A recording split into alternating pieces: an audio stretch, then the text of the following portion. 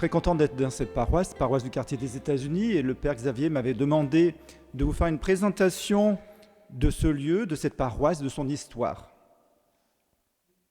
Alors dans un premier temps, de se rappeler que ce quartier, je vous ai mis le plan du quartier des États-Unis avant le percement du boulevard des États-Unis, c'était un terrain agricole occupé essentiellement par des rosieristes de renom, et ces espaces étaient la propriété de la famille Brosset-Ekel, qui les avait vendus à la ville de Lyon, mais en a donné une parcelle au diocèse de Lyon pour la construction éventuellement d'une église. Après la Première Guerre mondiale, le maire de Lyon, Édouard Herriot, veut construire ici une immense cité ouvrière.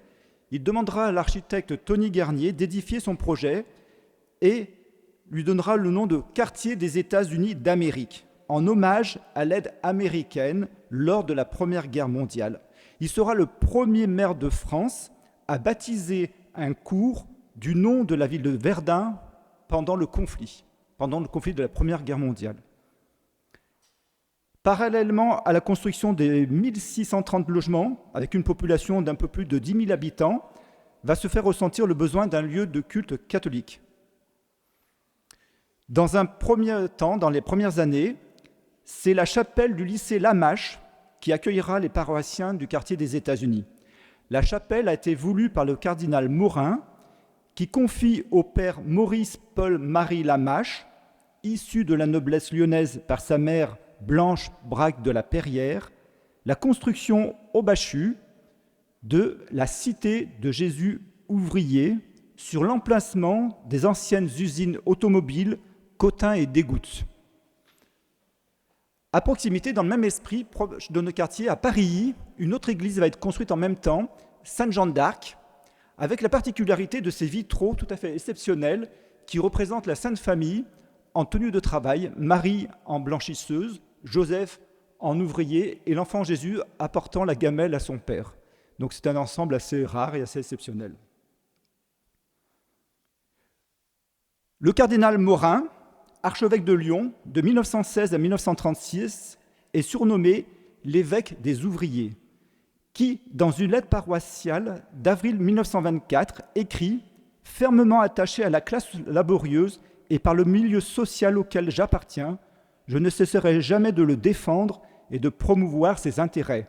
Je souhaite l'élévation des salaires quand ils sont inférieurs au coût de la vie, des habitations à bon marché, des jardins ouvriers et l'assurance sociale. » Il va demander en 1933 à un jeune abbé, Louis de Galard-Théraube, qui avait 26 ans à l'époque, lui aussi issu de la noblesse lyonnaise, fils du vicomte Henri de Galard-Théraube, d'édifier cet ensemble paroissial.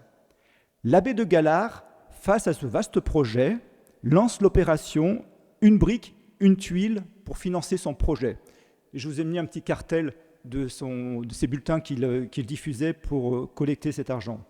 Les paroissiens lyonnais vont se montrer très généreux à cet appel. Ce sont les architectes Bourbon et Vincent qui seront choisis.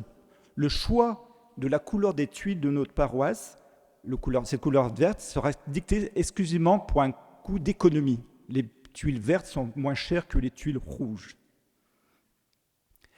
La première pierre sera posée le 21 juin 1936, en pleine période du Front populaire et l'avènement des congés payés, chers au cardinal Morin. Cet ensemble paroissial prendra le nom de Saint-Jacques le Major à la demande de la famille Brosset-Ekel, dont le fils Jacques était gravement malade. Dans un premier temps seront réalisés le presbytère, une salle de spectacle dans laquelle nous sommes ici aujourd'hui et une petite chapelle.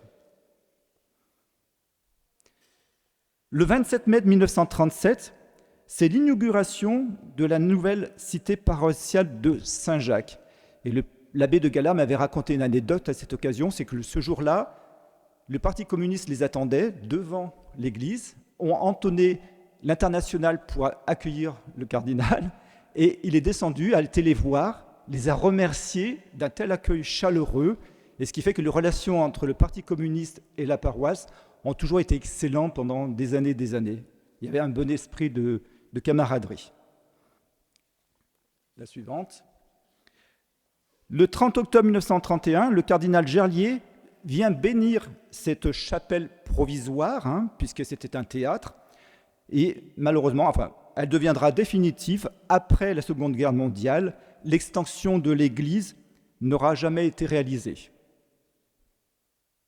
La paroisse des États a toujours organisé de nombreuses manifestations, des kermesses, des repas de quartier pendant de nombreuses années. Encore aujourd'hui, récemment, le 1er mai, il y avait un vide-grenier qui a été organisé sur la place du Mai 45. Il y a régulièrement des concerts qui s'organisent ici. Le prochain aura lieu le 7 juin. On peut retrouver aussi de nombreuses publications éditées par la paroisse sur la vie du quartier, qui est une mine d'informations intéressantes sur les actions, la vie, l'ambiance du quartier des États-Unis. Un événement majeur aussi qu'a connu cette paroisse, le 26 mai 1944, qui a été la date du bombardement de Lyon, qui a fait 717 morts dans d'autres villes. Cette église va devenir chapelle ardente, puisque toutes les autres églises du quartier ont été détruites. Saint-Vincent-de-Paul, route de Vienne, Saint-Michel, avenue Berthelot, avait été anéanti, donc il ne restait plus que Saint-Jacques, qui va accueillir ici 96 cercueils de victimes du 7e arrondissement, puisqu'il n'y avait pas d'autres lieux de culte. Donc, et dans notre quartier, on trouve de nombreuses plaques commémoratives de cet événement, donc celle qui est en haut à gauche, qui est en bas des escaliers derrière vous, qui est une plaque assez exceptionnelle, puisqu'on trouve dessus toutes les victimes de notre quartier pendant la Seconde Guerre mondiale.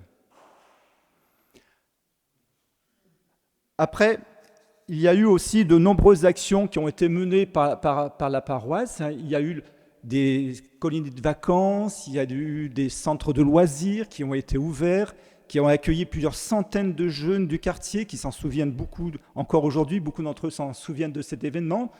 Et puis il y avait aussi une personne qui était mademoiselle Pierquet, qui était une assistante sociale qui a été rue Laurent-Carle, qui était très active dans la vie du quartier, qui a fait beaucoup de choses.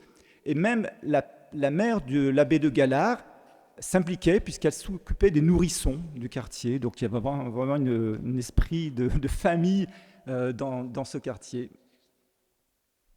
Aujourd'hui, la jeunesse reste importante puisque beaucoup de jeunes sont accueillis dans cette paroisse. Et je me souviens, lorsque je discutais avec l'abbé de Galard, il me disait certains jeudis, le jour à l'époque de l'école, c'était le jeudi, le jour de fermeture, il me disait j'accueillais jusqu'à 600 enfants ici, dans l'église et dans les jardins de l'église. 600 enfants, c'était vraiment une vie mouvementée. Aujourd'hui, bien sûr, l'église reste active avec la jeunesse pour leur proposer plusieurs éveils à la fois, par le catéchèse et autres. Et puis je vous présenter une femme très impliquée dans la vie de la paroisse pendant de très nombreuses années, qui était Renée Mailloux-Visconti, fille d'émigrés italiens, comme beaucoup d'entre nous qui sont arrivés dans les années 20 dans ce quartier. C'est une femme qui a écrit beaucoup de livres pour raconter sa vie dans le quartier des États-Unis. Elle a écrit beaucoup de livres pour la jeunesse, pour les enfants, des chansons qui sont très connues, qui ont été très utilisées dans toute la France dans les années 70-80. Elle a fait beaucoup d'ouvrages. Donc elle a été très active, très impliquée. Et dans les années 2000, j'avais demandé à Gérard Collomb de lui rendre hommage et qu'il y a un lieu qui porte son nom. Et à côté de l'église, il y a le square Renée Mailloux-Visconti. Donc peut-être que certains d'entre vous l'avaient connue, mais c'était une femme vraiment très chaleureuse, très dynamique et très investie aussi dans notre quartier. Je vous remercie.